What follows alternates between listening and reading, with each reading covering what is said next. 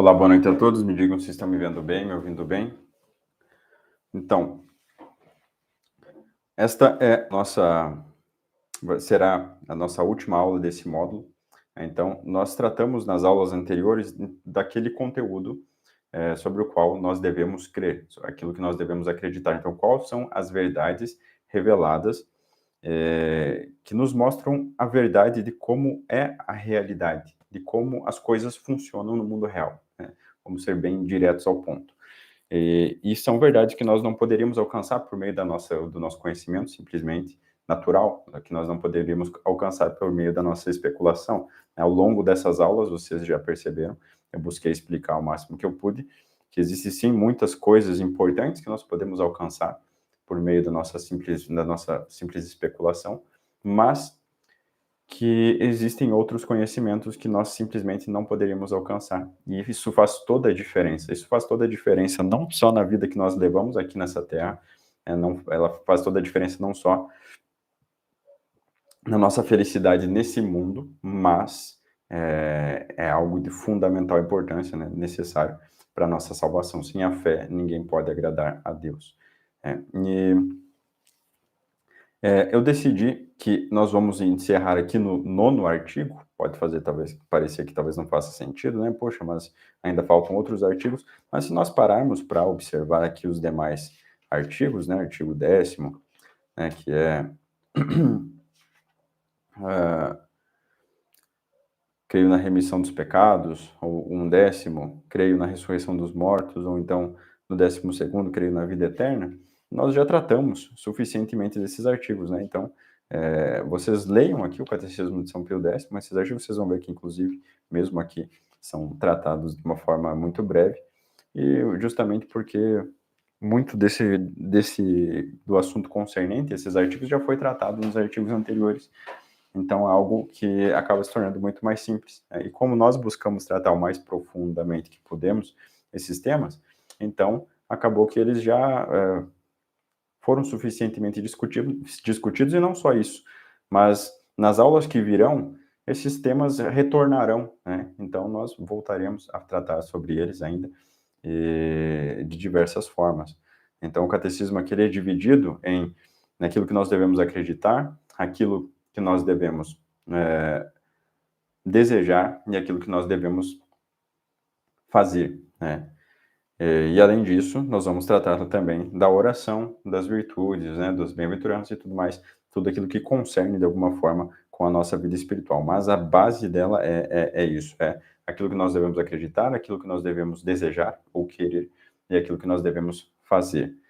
Então, nós vamos encerrando aqui, nessa aula, essa parte que diz respeito àquilo que nós devemos acreditar, propriamente dito. Como eu disse, nós trataremos ainda muito sobre esses assuntos. Então, por exemplo, nós ainda vamos aprofundar mais sobre o pecado, sobre a oração, né, que está totalmente vinculada com a questão da fé, e assim por diante. Então, por mais que exista essa divisão, ela não se encerram umas nas outras, né? Mas na verdade elas convergem umas para as outras, e é muito difícil que não se trate de uma ou de outra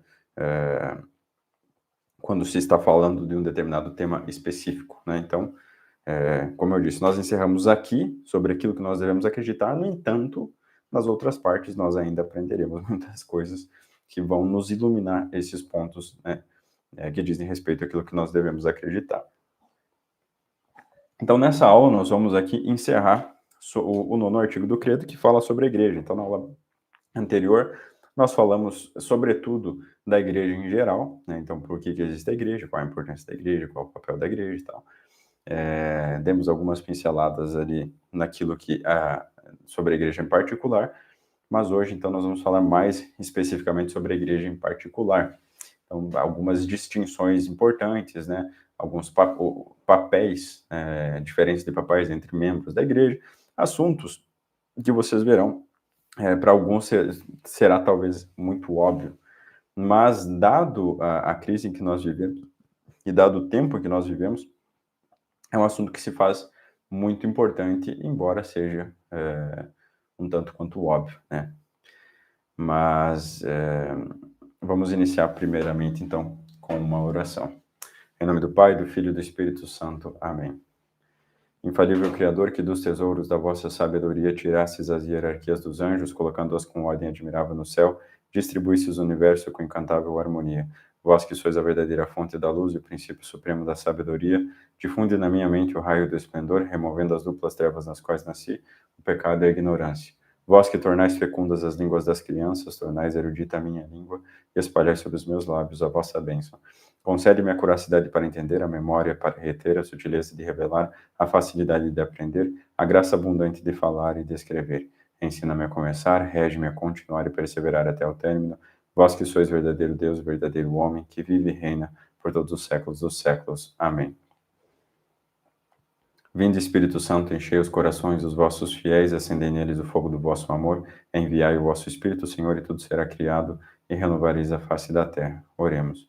Ó Deus, que instruístes os corações dos vossos fiéis com a luz do Espírito Santo, fazer que apreciemos retamente todas as coisas segundo o mesmo Espírito e gozemos sempre de suas consolações. Por Cristo Senhor nosso. Amém. Ave Maria, cheia de graça, o Senhor é convosco, bendita sois vós entre as mulheres, e bendito é o fruto do vosso ventre, Jesus. Santa Maria, Mãe de Deus, rogai por nós, pecadores, agora e na hora de nossa morte. Amém. São Tomás de Aquino, rogai por nós. São Pio X, rogai por nós. Nossa Senhora de Aparecida, rogai por nós. Glorioso São José, rogai por nós. Em nome do Pai, do Filho e do Espírito Santo. Amém. Então, quando eu gravo essa aula aqui, é 1º de maio, dia de São José Operário. Então, vamos pedir a intercessão dele, sobretudo, para que nós compreendamos a real situação da igreja nesses momentos de crise e que nós possamos nos conduzir da melhor forma possível para preservarmos a fé e conduzirmos a nossa família à salvação. Então, como eu vinha falando, são temas que são bastante óbvios, mas quando a gente diz que é óbvio, né, nós temos que levar em consideração que a sociedade, o ser humano, digamos assim, o gênero humano, ou melhor, a sociedade ocidental, né, para sermos mais precisos, ela já foi católica. Então, nós já tivemos uma sociedade católica, já existiu uma sociedade católica, uma sociedade que era baseada, fundamentada nos princípios cristãos, né, tal e qual eles eram ensinados pela Igreja Católica. E quando eu digo que essa sociedade ela era fundamentada sobre os princípios da Igreja Católica, não é que propriamente a Igreja Católica estava ali como que decidindo como seriam cada aspecto da sociedade humana. Não, na verdade, muitos desses aspectos, sobretudo naquilo que diz respeito à vida material, puramente material, profissional, né, ou mesmo estatal, acabaram ocorrendo por conta de um conjunto de circunstâncias que escapavam completamente ao controle da igreja.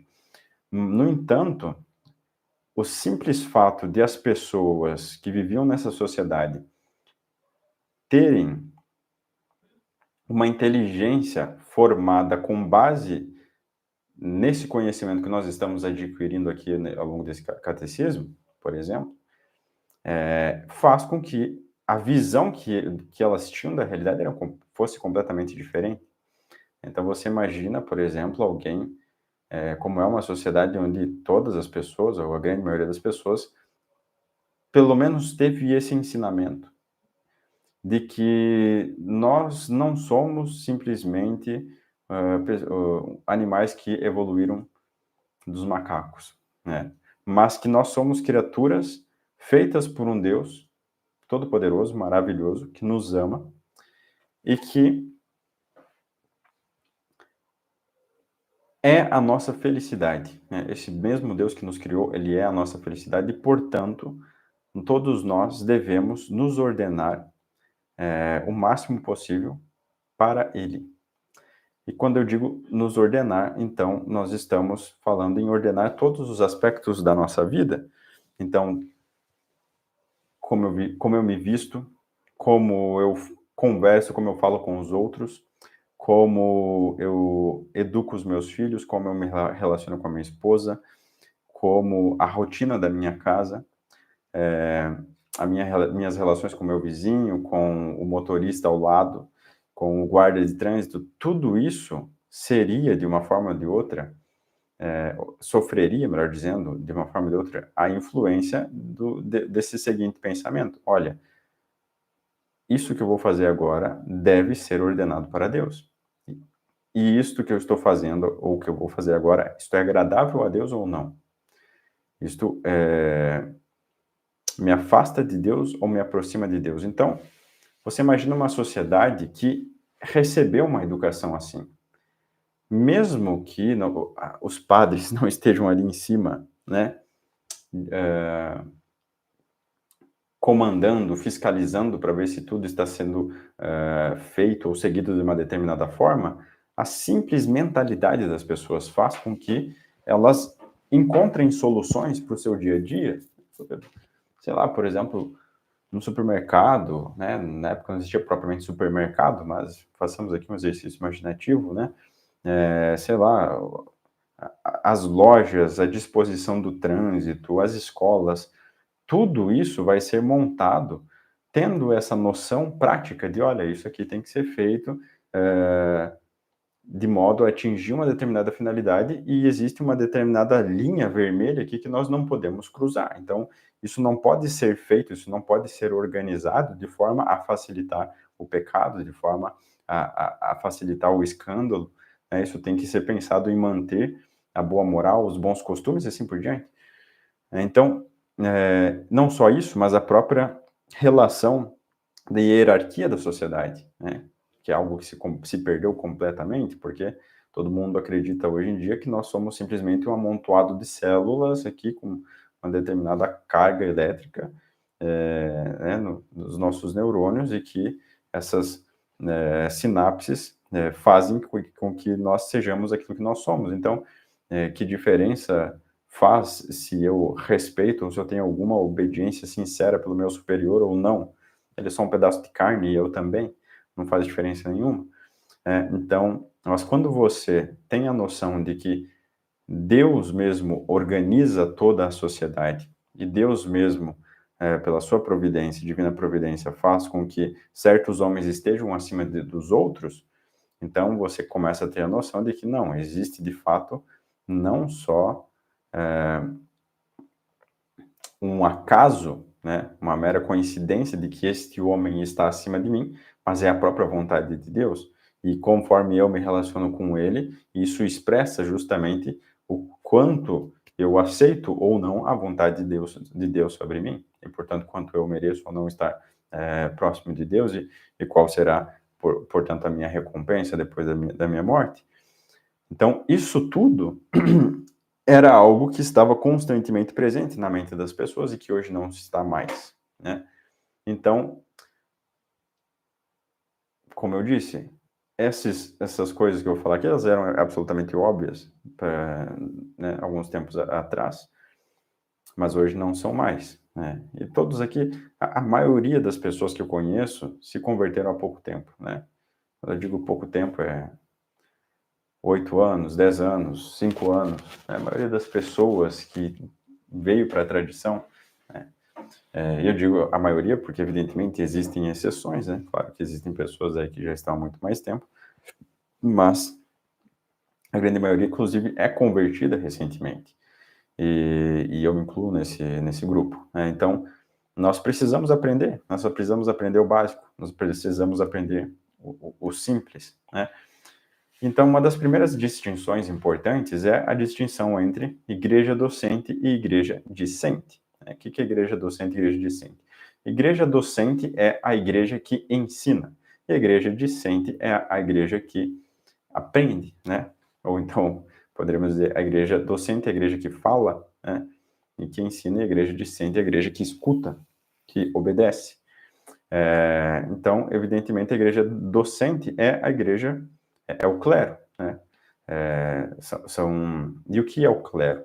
O clero é constituído por todos aqueles membros que fazem parte da igreja, né? Então, nós temos os sacerdotes, mas nós temos não somente os sacerdotes, porque para alguém se tornar sacerdote, ele vai precisar passar por 7 ordenações consecutivas, né?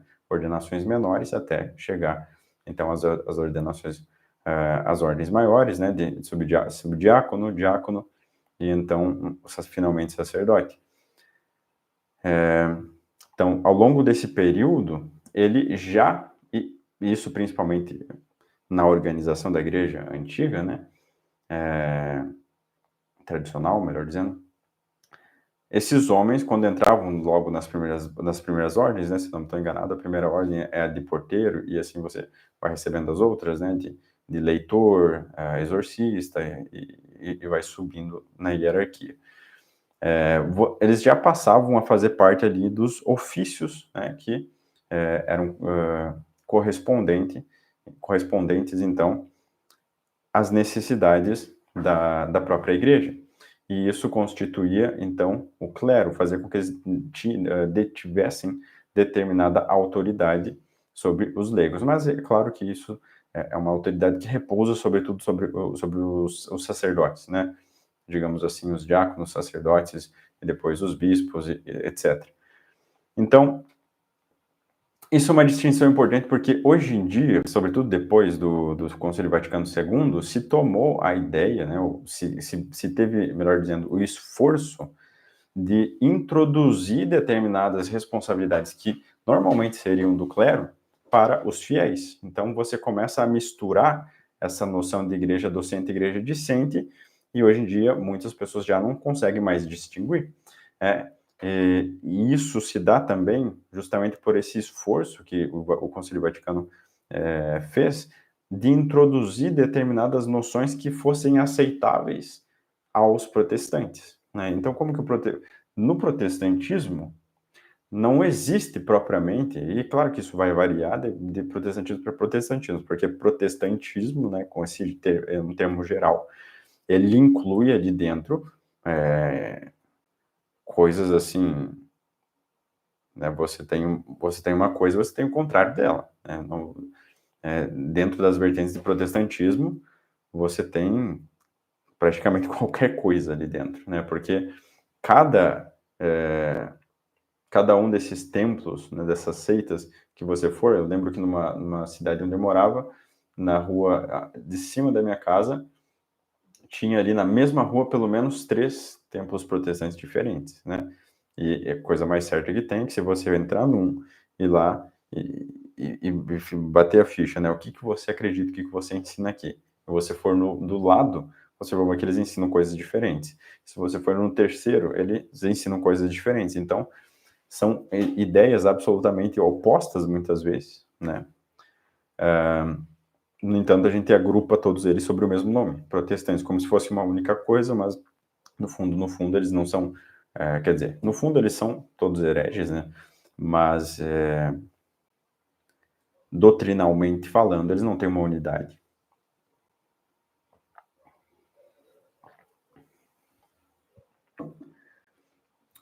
Eles não têm uma unidade, mas, como eu vinha falando, na maioria dos grupos, ao menos aqueles que são mais populares hoje em dia, você vê que não existe propriamente uma distinção. Você tem lá um líder, né, um membro mais influente, né, que normalmente é o pastor e tal.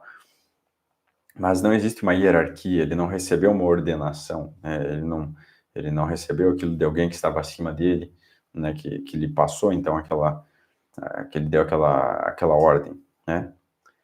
Ele simplesmente decidiu da cabeça dele que ele ia estudar a Bíblia e que ele ia começar a pregar a palavra do Nosso Senhor, e, enfim, que ele ia abrir um determinado estabelecimento lá para fazer o culto e tal. Enfim, no final das contas não existe essa distinção. E o Concílio Vaticano II, ele trouxe isso, né, para dentro da própria Igreja Católica, pelo menos essa ideia, esse espírito, né? E você vê, então, aí entre os carismáticos, muitas vezes os leigos tendo mais destaque do que os próprios clérigos, né? Você vê lá os leigos fazendo imposição de mãos, né?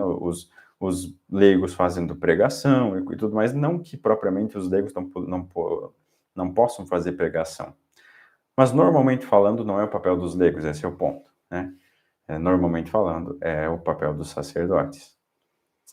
Então, isso mostra todo aquele espírito, né? Mas não só isso, mas também próprios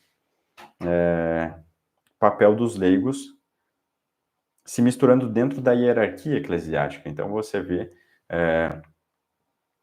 leigos que assumem postos de controle, né, postos importantes de decisão dentro da igreja, que normalmente jamais deveriam estar nas mãos de leigos, né. Você vê isso especialmente na Opus Dei, por exemplo, né, que é uma sociedade feita com o intuito, né, justamente de colocar os leigos em posições importantes, de colocar os leigos em posições que normalmente eles não teriam. E qual que é o papel do leigo, né, com relação ao clero? O papel do leigo, ele é simples, basicamente o que o leigo deve fazer é prestar obediência ao clero e ele deve aprender do clero, ou seja, da igreja docente. Ele deve aprender, ele é aquele que ouve e que aprende. Não significa que, aí não façamos confusão, porque isso é coisa que é, assim, normal da ignorância, né? Você tem aquelas pessoas que estão lá, que vão no oposto, né? Que são aqueles que querem fazer imposição de mão, fazer exorcismo, fazer um monte de coisa, que normalmente os leigos não deveriam fazer. E você tem aqueles que lê o Catecismo de São Pio X, mas tem um entendimento muito superficial. Então, um leigo não pode, por exemplo, dar o catecismo, ou um leigo não pode ensinar nada, né? Claro que não. Nós temos que ter sempre um equilíbrio entre as coisas. Então, é claro, os leigos, eles podem ensinar e, sobretudo, eles devem ensinar em momentos de necessidade. Então, momentos como aquele que nós vivemos hoje, uma crise tremenda na igreja, onde mesmo os padres não têm o conhecimento da verdadeira fé, muitas vezes. Então, é claro que isso se impõe como uma necessidade que os leigos, que têm o conhecimento, ensinem, né? Então,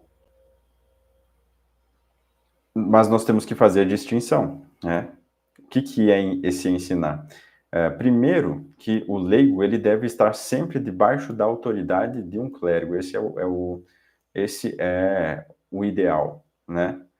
Então, nos nossos dias, é essencial, porque, assim, normalmente você vai cometer muitos erros, muitas furadas, vai fazer muita furada se você querer, por exemplo, se colocar a ensinar a fé da sua própria cabeça, né? Sem ter alguém que esteja como autoridade sobre você, que possa colocar um freio, que possa colocar uma rédea, né? Olha, meu filho, você vai até aqui, daqui para lá você não vai.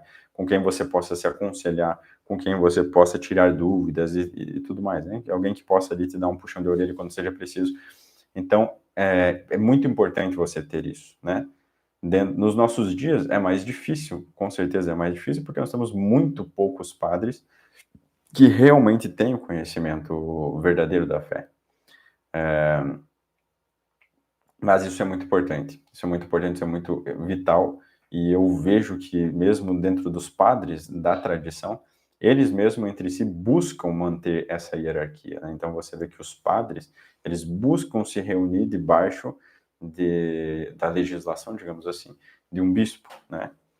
De um bispo tradicional, eles confiam, evidentemente. Porque é essencial, essa estrutura da obediência, ela é essencial dentro da igreja, e quando você esquece isso, então você está sujeito a cometer muitos erros, e isso é muito fácil de acontecer, sobretudo quando você se coloca na posição de ensinar alguém e tudo mais, né? De combater, muitas vezes até mesmo, quando você se coloca aí na posição de combater os erros modernos, você vai lidar com outros padres, enfim, você vai se colocar numa situação em que é difícil, tá? Então é difícil. E eu vejo que se você não só busca se colocar debaixo da autoridade de alguém que é superior a você, mas que você busca seguir o exemplo de como esse superior age, né? A chance de erro é muito grande. Porque os padres, nós temos que lembrar que eles, não só, na grande maioria das vezes, eles têm um preparo intelectual muito melhor do que o nosso, né? Porque eles podem viver praticamente, se dedicar muito mais ao estudo, e antes de se tornarem padres, eles têm que estudar muito, né? eles têm que passar 7 anos de formação, enfim. Então, eles acabam tendo um refinamento, né? E, aliás, não só isso, mas eles têm a graça especial, né? Então, eles acabam tendo, assim, um senso melhor de como dirigir as coisas diante da situação em que nós estamos, como falar com as pessoas, como tratar com as pessoas, né? Você está ali corrigindo um erro, mas como você corrige aquele erro, enfim. Coisa que, normalmente, os leigos, quando eles saem por conta própria, eles acabam não tendo esse discernimento, né? E aí acabam, ao invés de fazer o mal, muitas vezes, perdão, ao invés de fazer um bem, muitas vezes fazendo um mal, claro que muitas vezes sem intenção, mas é o que acaba acontecendo, e acontece justamente por essa precipitação, né? Você toma uma decisão que, olha, mas será que eu tenho embasamento suficiente para fazer o que eu estou fazendo? Enfim, uma coisa simples, né? Então é isso, nós temos que lembrar que existe essa distinção entre igreja docente e igreja discente, e eu não preciso nem dizer que o leigo, evidentemente, ele pode querer se colocar acima de um padre, né? Embora, sim, ele possa corrigir um padre quando esse padre está ensinando uma coisa errada, né? Embora ele deva fazer isso, claro, de forma muito respeitosa, porque nós temos que lembrar justamente a diferença de hierarquia, né? E a hierarquia foi Deus quem estabeleceu, não foi o homem. Então, por mais que o padre seja um pecador, por mais que o padre cometa muitos erros, e aí muitos vão dizer, não, mas esses padres modernistas, eles nem padres são, eles nem são padres, porque a sua ordenação não é válida, enfim, nós não temos certeza, esse é o ponto. Nós não temos certeza absoluta, ninguém pode botar a mão no fogo e dizer, não, esse cara, tenho certeza que não é padre. Você não pode dizer isso. Se você estiver fazendo isso, você está presumindo algo que você, de fato, não pode afirmar com certeza, né? Você não tem o olho sobrenatural, o olhar sobrenatural para dizer, não, olha, eu estou vendo aqui as graças que ele tem e ele não tem a graça da ordem, ele não tem esse caráter nele. Então, ele não é padre. Você não tem isso, né? Nem mesmo os anjos podem dizer isso, porque a não ser que eles recebam essa graça especial de Deus. Então, você não tem certeza. É claro que com relação, por exemplo, a essa questão da ordenação dos padres, e aí, o rito é válido ou não é válido? Nós podemos dizer que existe uma certa probabilidade, existe uma certa desconfiança, sim, que nós devemos ter com relação às ordenações modernas, isso é certo. Porque existem alterações complicadas ali, existe a questão da intenção, que é algo importantíssimo dentro do sacramento, nós veremos depois, né? Pode modificar totalmente, inclusive invalidar o sacramento, a simples intenção, né? De quem ministra, de quem recebe esse batismo, de quem recebe esse batismo, de quem recebe esse sacramento. Então, existe sim motivo suficiente para colocar em dúvida, mas não existe certeza o suficiente para dizer, não, ele com certeza não é, né? Principalmente porque muitas vezes você não tem certeza absoluta de como foi, com quem foi a ordenação, enfim. Então, você não pode querer simplesmente tratá-lo como um leigo, né? Então, você pode sim corrigi-lo, você pode sim dizer, olha, padre, me desculpa, mas você está errado nisso, o correto é esse, por causa disso, aí você argumenta, você ensina, e, enfim. Você pode fazer isso sim, principalmente porque nós vivemos num estado de necessidade, e a correção fraterna é uma obrigação de todo católico, mesmo com os nossos superiores, nós somos obrigados a corrigi-los quando se mostra a situação, a circunstância, no entanto, essa situação deve ser feita de modo adequado, esta correção deve ser feita de modo adequado. E qual é o modo adequado de um subordinado corrigir um superior? É de maneira muito respeitosa, né? De preferência em particular, embora em casos assim, onde existe um perigo iminente para a fé, né? Então as pessoas, se continuarem seguindo isso que o padre está ensinando, eles vão se condenar, ou muito provavelmente vão se condenar.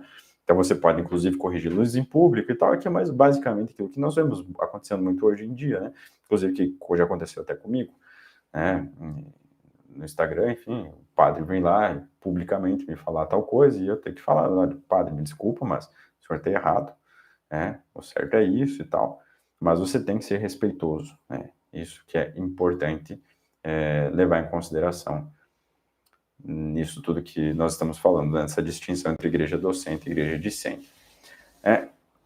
Seguindo, então, essa linha de raciocínio, nós temos a hierarquia eclesiástica. A hierarquia eclesiástica, acredito que a hierarquia eclesiástica, acredito que a maioria das pessoas conheça já, né? Mas nós temos, então, o Papa, os bispos e os padres.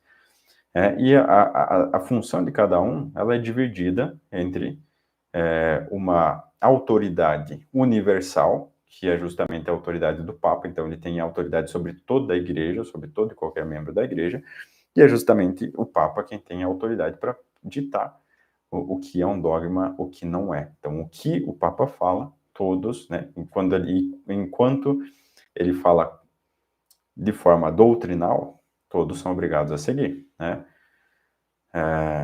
Por exemplo, nós não somos obrigados a seguir aquilo que os papas modernos falam, porque eles não falam de forma doutrinal, eles falam mais como um conselho, como um discurso, ou muitas vezes simplesmente como uma autoridade administrativa. No entanto, essa autoridade administrativa perde a sua força justamente porque a administração que o Papa tem, a autoridade que ele só tem essa autoridade em razão do bem, da salvação das almas, né, dos membros da igreja. Coisa que eles não respeitam mais. E porque eles não respeitam isso, ou seja, as suas ordens não visam mais o bem das almas, mas visam muitas vezes a própria condenação das almas, e seja isso feito de forma consciente ou não, o fato é que se para eu obedecer um papa eu tenho que cometer um pecado, evidentemente eu não posso obedecê-lo, né? Porque Deus tem mais autoridade do que o papa. Enfim. Mas, de forma geral, normalmente falando, o papa ele tem autoridade universal sobre toda a igreja, e nós normalmente deveríamos obedecer, sim, com certeza, com toda devoção, com toda obediência, tudo aquilo que o Papa nos pedisse. Mas, infelizmente, nós não podemos mais obedecê-lo enquanto ele não revogar os seus erros, né? Abaixo do Papa nós temos os bispos, né? Que eles têm uma autoridade, então, diocesana. Como você sabe, a igreja ela é dividida em fatias, digamos assim, e nós temos lá as arquidioceses, né? Nós temos a Igreja Universal, como um todo, o mundo inteiro. Nós temos as arquidioceses, e dentro das arquidioceses nós temos as dioceses, né? Para a arquidiocese, então, ela compreende diversas dioceses, e o líder dela, né, o governante dela, o responsável por ela, é o arquidiácono, né? Assim como nós tivemos o arquidiácono, o arcebispo, como nós tivemos o Dom Marcelo Lefebvre, né? E então, abaixo do arcebispo, nós temos o bispo, que é líder da diocese, né? É ele quem tem autoridade para ordenar outros padres, né? E somente o bispo pode ordenar outros padres. E abaixo dos bispos nós estamos, então, os padres, sobretudo os párocos, que têm autoridade sobre a paróquia, né? Que é mais ou menos como se fosse o bairro, né? E isso, o tamanho da diocese, o tamanho da arquidiocese, o tamanho da paróquia, isso varia muito de lugar para lugar.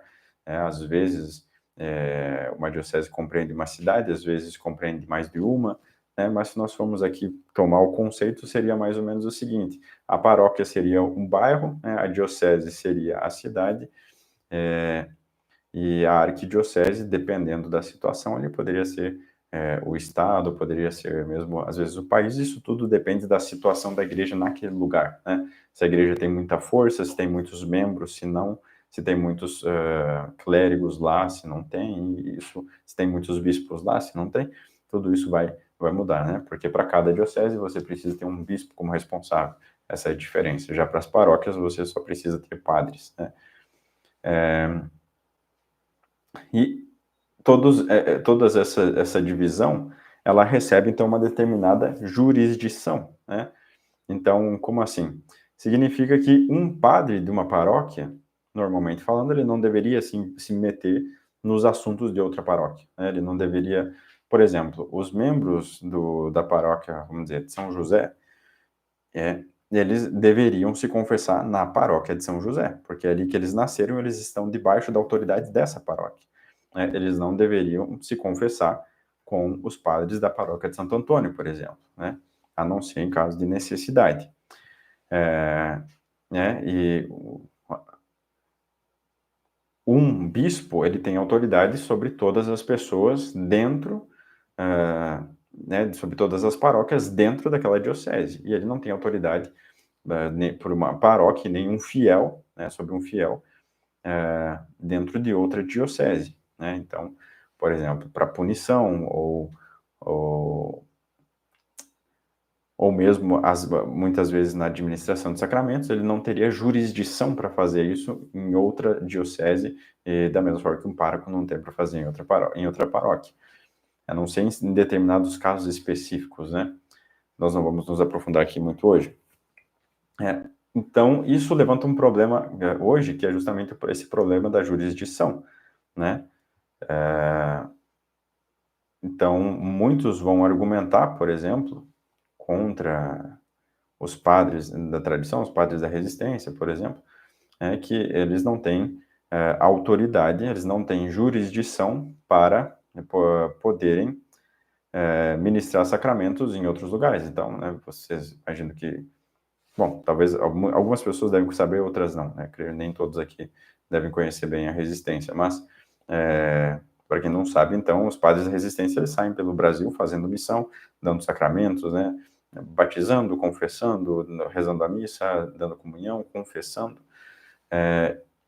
E normalmente, digamos assim, se a igreja estivesse numa situação normal, eles não poderiam fazer isso, a não ser que eles tivessem a, a autorização especial do bispo lá daquela diocese, né? Eles teriam que chegar no bispo e dizer, olha, eu estou aqui na cidade tal, eu quero celebrar a missa em tal lugar, eu quero confessar os fiéis naquele lugar, você me dá autorização? Se ele desse autorização, então ele poderia confessar, ele poderia ministrar os sacramentos lá. Se não desse, eles não poderiam fazer isso, né? No entanto, hoje, é claro que nenhum bispo normalmente quer que um padre da resistência, por exemplo, vá celebrar a missa na sua cidade. Muitas vezes, inclusive, eles emitem excomunhões, eles dizem, né, que os fiéis estão proibidos de irem lá, etc, etc. Então, eles, por assim dizer, não teriam a jurisdição para confessar, por exemplo, e a confissão com eles não seria válida porque eles não têm a jurisdição do bispo. No entanto, isso não vale nesse caso. Por quê? Porque nós estamos falando de um bispo, de uma paróquia que não ensina a verdade que deveria ensinar para os seus fiéis, contra um padre que é um entre milhões, né, que realmente ensina a verdadeira fé, né? E se as pessoas continuarem seguindo aquilo que o bispo ou que os padres dessa diocese, dessa paróquia estiverem ensinando, elas vão para o inferno. Mas esse padre que veio aqui, contra a vontade do bispo, ele, pelo contrário, ensina a verdade, que se as pessoas seguirem, elas vão se salvar. Então, nós entramos aqui justamente no caso de necessidade, né? As pessoas estão sem receber os sacramentos da forma devida, elas estão sem se confessarem da forma devida, né? Nós estamos numa situação onde muitas vezes você pode legitimamente colocar em dúvida se o clérigo de fato se ele é padre mesmo, né? Se a sua ordenação foi válida. Você pode então colocar em dúvida se a sua confissão é válida e tudo o resto que ele faz, porque você não tem certeza se ele é padre. Então, nós nos colocamos numa situação de necessidade. E, nesse caso, o bispo dando autorização ou não, os padres poderão ir até aquele local e conferir os sacramentos, né? Normalmente, eles vão ter toda a validade, evidentemente. Né?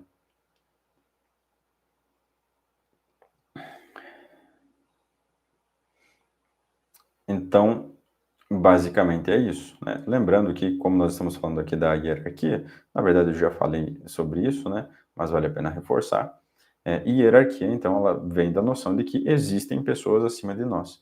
E nós devemos nos lembrar que essas pessoas foram colocadas acima de nós por Deus. Então, nós devemos ter todo o respeito do mundo para com os padres, para com os bispos, né? Mostrar toda a reverência do mundo, especialmente com os padres e bispos da tradição. Não preciso nem dizer uma coisa dessas, né? Então, nada de ficar fazendo críticas, nada de.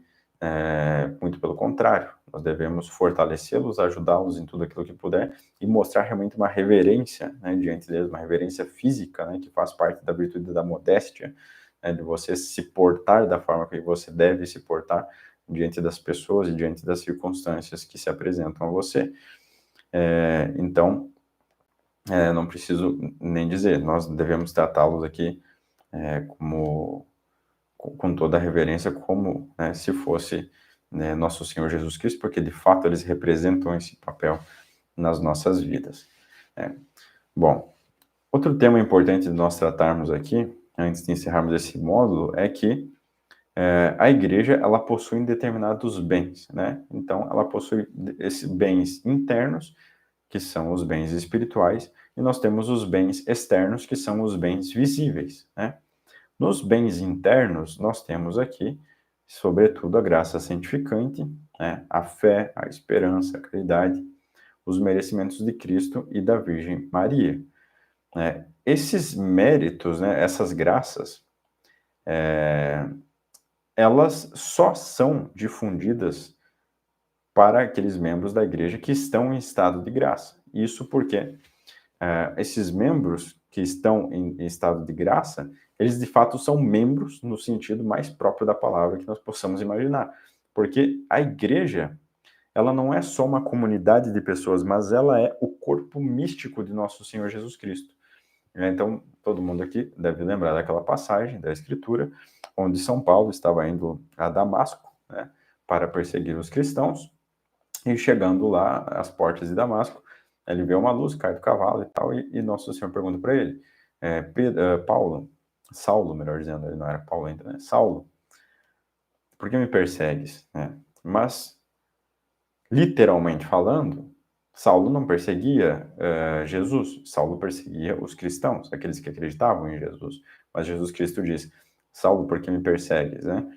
E isso mostra justamente como Deus considera que todas aquelas pessoas que acreditam em Jesus Cristo e que estão em estado de graça são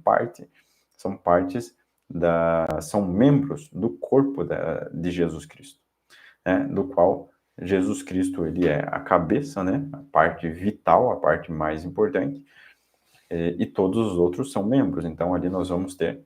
E aí, essa noção aqui, ela enriquece ainda mais o nosso entendimento da hierarquia da igreja, né? Quando você tem o Papa, você tem os bispos, os arcebispos, os padres, todos eles ali são membros do corpo de Cristo, e aí, claro que é um corpo mais complexo, né? Do que simplesmente o corpo humano, que tem mãos, pés, mas nós podemos fazer aqui uma comparação, né? Uma simbólica, né? Então, cada membro vai cumprir o seu papel. Os pais de família vão cumprir um papel, os sacerdotes vão cumprir um determinado papel e assim por diante, né?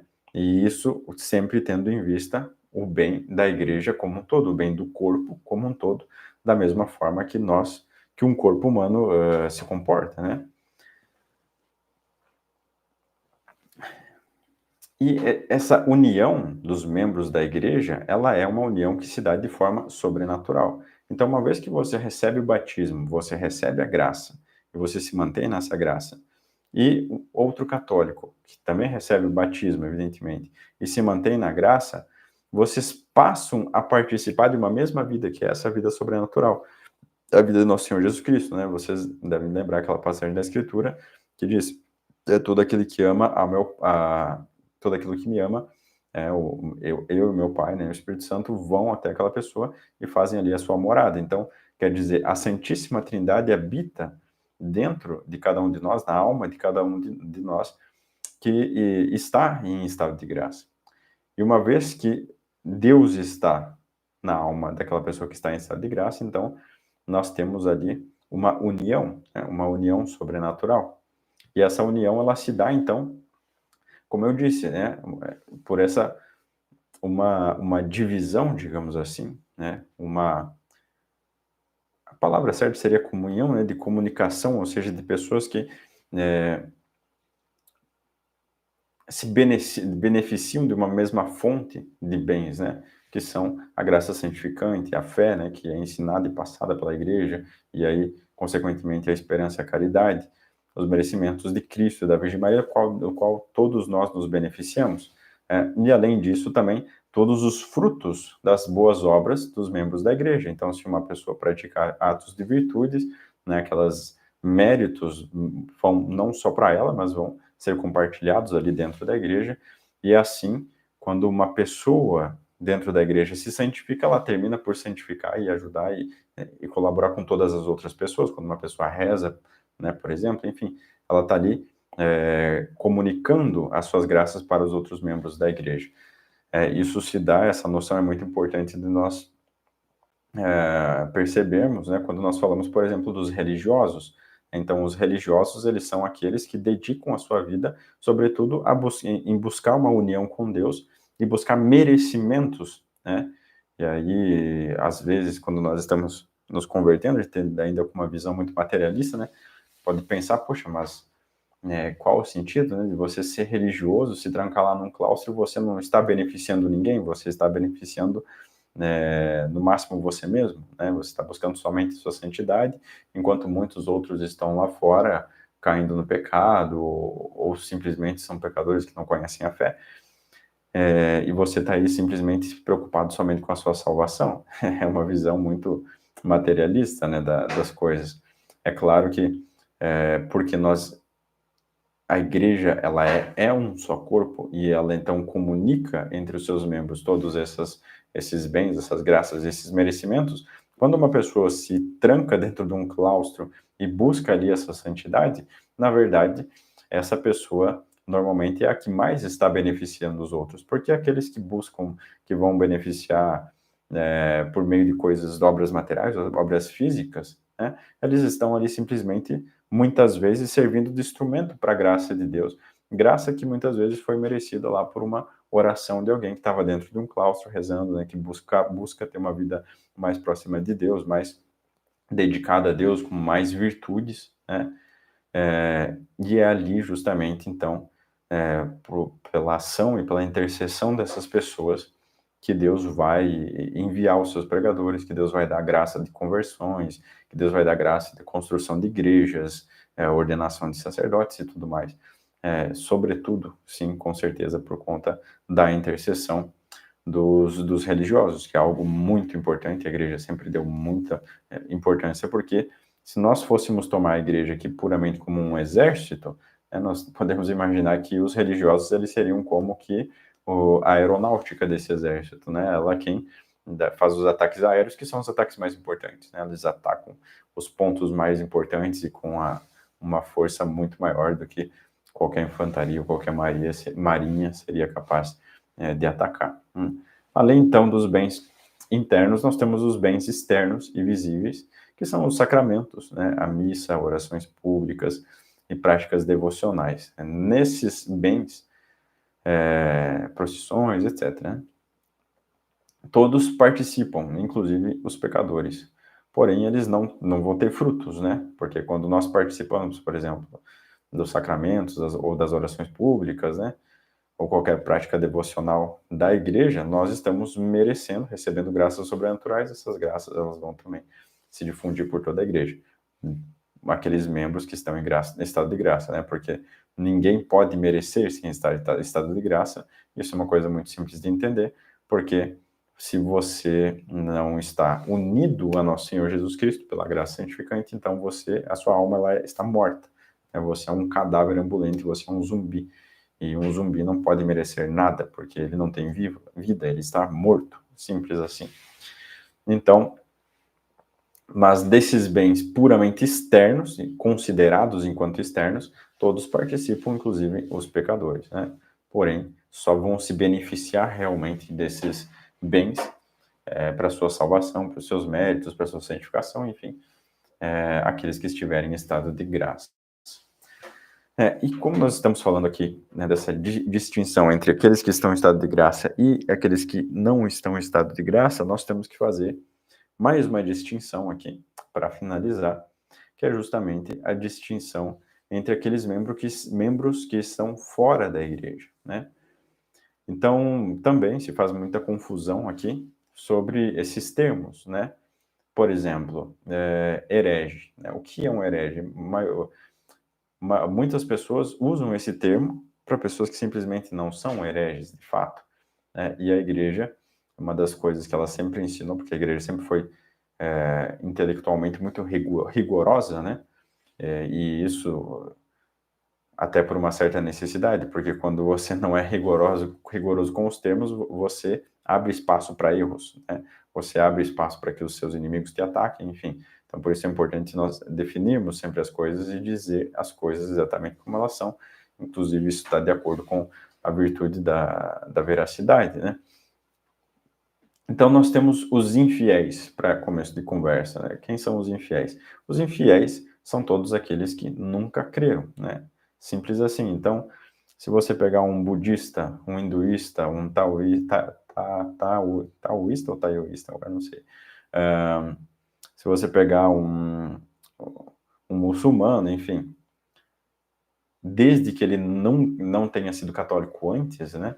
Ou seja, ele nasceu nesses países e ele aprendeu essa religião dos seus pais, então ele é um infiel, ou seja, ele nunca creu em nosso Senhor Jesus Cristo. Ele nunca recebeu a, a fé da religião católica. Ele é classificado, então, como um infiel. Logo depois nós temos os judeus, né? Quem são os judeus? Os judeus, eles são também, de certa forma, infiéis, no entanto, não podem se enquadrar na mesma classificação, porque eles receberam um conteúdo revelado, né? Então, eles acreditam num só Deus, eles acreditam, enfim, em todo o Velho Testamento, via de regra, né? É claro que quem estuda um pouco esse assunto sabe que não é bem assim. Os judeus modificaram muitas coisas com o Talmud, modificaram, na verdade, tudo, praticamente tudo. Então, mesmo nisso, eles já não acreditam mais, né? Depois de tudo que aconteceu, depois da vinda do Nosso Senhor. Mas, o que os especifica propriamente como isso é porque eles rejeitaram o Messias, né? Então, eles aguardavam a vinda do Messias, o Messias veio, Nosso Senhor Jesus Cristo veio, e eles, né, crucificaram Nosso Senhor, não acreditaram, não aceitaram que ele é o Messias. Então, por isso existe essa distinção, e é um dos mais fáceis de entender. Depois nós temos, então, os hereges. Hereges, eles são aqueles que receberam a fé, ou receberam parte da fé. Mas o ponto importante é que eles precisam negar verdades de fé. Uma verdade, uma única verdade já basta para fazer que a pessoa seja um herege. Então, o herege é aquele que, uma vez que você apresenta, ou tendo sido apresentado a ele, olha, meu amigo, isso aqui que você está falando, está ensinando, não é de acordo com aquilo que a Igreja Católica ensina, e ele, mesmo assim, quer continuar acreditando naquilo que ele pensa que é o certo, então ele é um herege, ou seja, é alguém que recusa a autoridade da Igreja. E ele aceita a verdade de que nosso Senhor Jesus Cristo é o verdadeiro Messias, é quem veio nos trazer a salvação, enfim, mas ele não acredita que essa verdade seja de acordo com aquilo que a igreja ensina.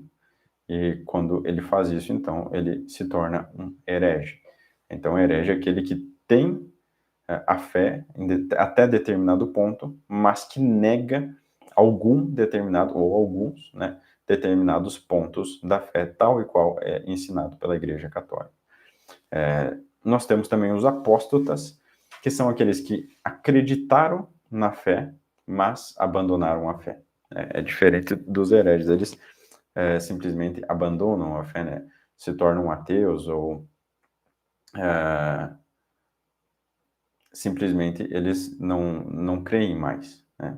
Eles apostataram, que é justamente aquilo que caracteriza o nosso tempo, né? Então, nós temos aí padres, enfim, todos aqueles que receberam uma fé, mas, o melhor dizendo, uma sociedade que recebeu a fé, mas que apostatou da fé, abandonou essa fé, para seguir qualquer outra corrente ideológica, qualquer outra vertente de pensamento, né? São apóstatas. Nós temos também os cismáticos, que são pessoas que podem até, às vezes, manter a mesma fé, embora seja muito difícil. Na prática, seja muito difícil, praticamente impossível. Mantêm a mesma fé, né? Ou seja, eles não negam peremptoriamente, olha, isso aqui que a Igreja Católica está ensinando está errado, enquanto artigo de fé, mas eles simplesmente não querem obedecer à autoridade do Papa, né? Ou de algum prelado da Igreja, mas especialmente do Papa, né? Eles se tornam, então, cismáticos, ou seja, cisma vem justamente dessa ruptura, né? E o maior exemplo disso são os ortodoxos, né? Embora, como eu falei, se você for ver a fé deles, você vai ver que ali já existem pontos diferentes, sim, é muito difícil que não exista, né?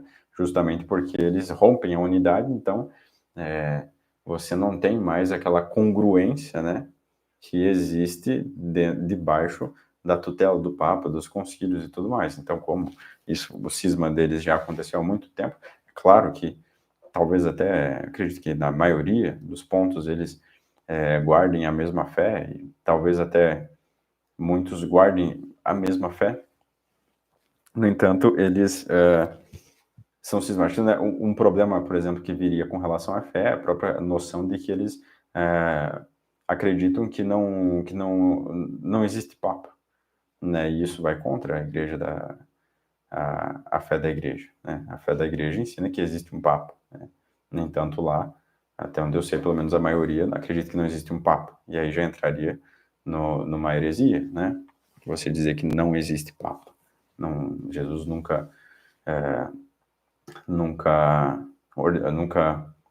ordenou um Papa, né? Que São Pedro não era Papa, enfim.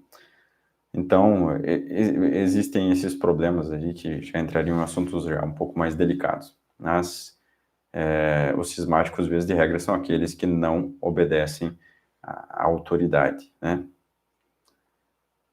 Inclusive, como cismáticos, sob certo aspecto, pode-se incluir mesmo os modernistas, né? Porque eles não obedecem à ordem de determinados papas anteriores. Então, por exemplo, como missal de São Pio V. São Pio V proibiu que fosse criada uma missa nova. Eles criaram uma missa nova, por isso que é dito que a missa nova ela é uma missa cismática, porque ela vai contra a autoridade de um papa anterior, um papa católico, evidentemente, não precisa ser papa, é católico. E nós temos também os excomungados, que são aqueles que foram excluídos da igreja de forma jurídica, ou seja, houve uma decisão de uma autoridade que exclui aquele membro da igreja, né? Embora ela não seja puramente jurídica, quando existe uma justificativa, né? Ou seja, como nós diríamos que quando é uma excomunhão real, ou seja, a pessoa, pelo seu pecado, ela foi excomungada. Então, ela não está em estado de graça e ela foi ali, não só está fora da igreja por não estar em estado de graça, mas ela é excluída, ela não pode mais participar daquela igreja enquanto não se arrepender, enquanto não recebeu o perdão, né? E basicamente isso é o que é o excomungado, né? Embora, é claro, pode acontecer, por exemplo, uma autoridade fazer uma excomunhão, mas na verdade aquela excomunhão não é válida, a pessoa não fez nada de errado, é uma excomunhão injusta, como foi o que aconteceu com Dom Marcelo Lefebvre e com os 4 bispos que ele ordenou, né? Então, bom, basicamente é isso, né?